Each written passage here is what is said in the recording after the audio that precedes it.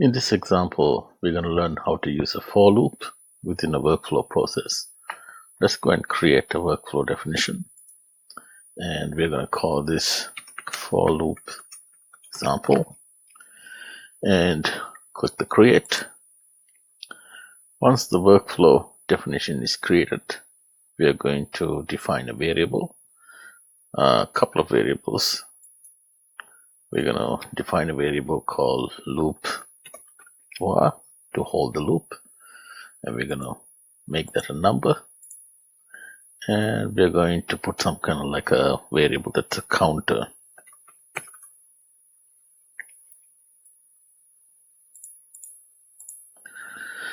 Alright, so next we're going to go to our toolbox and search for the loop step. We're going to drag that and drop it.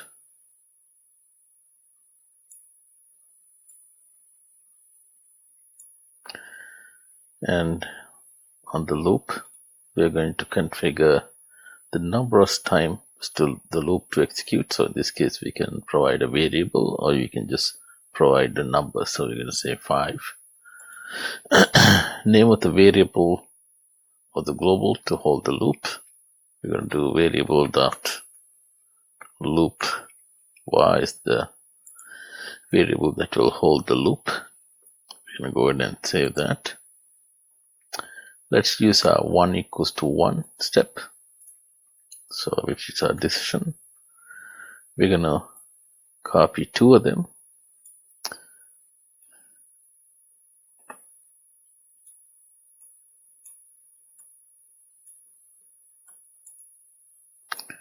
We're going to use another one and put it at the bottom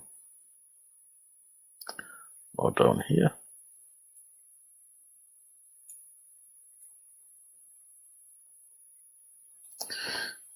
And we're going to connect these steps together. We're going to go down this path if the loop has items. If the loop has no items, we're going to go down this loop completed path. And let's go ahead and save this. And also save the workflow definition. Let's go ahead and create an instance and run that instance. So we're going to call this generate. And then we're going to create and execute.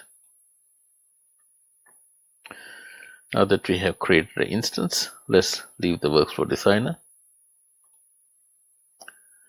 We're going to go into workflow instances, and you will see that our loop example has finished executing.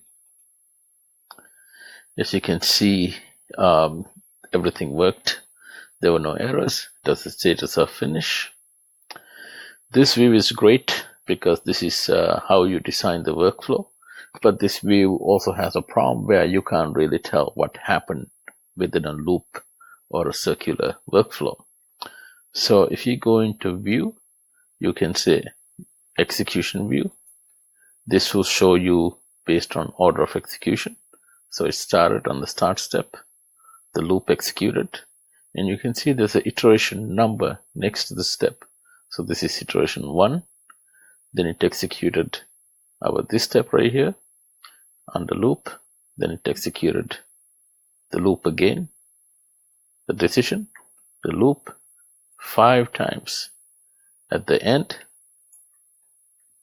it executed the loop step and then went off to the next step.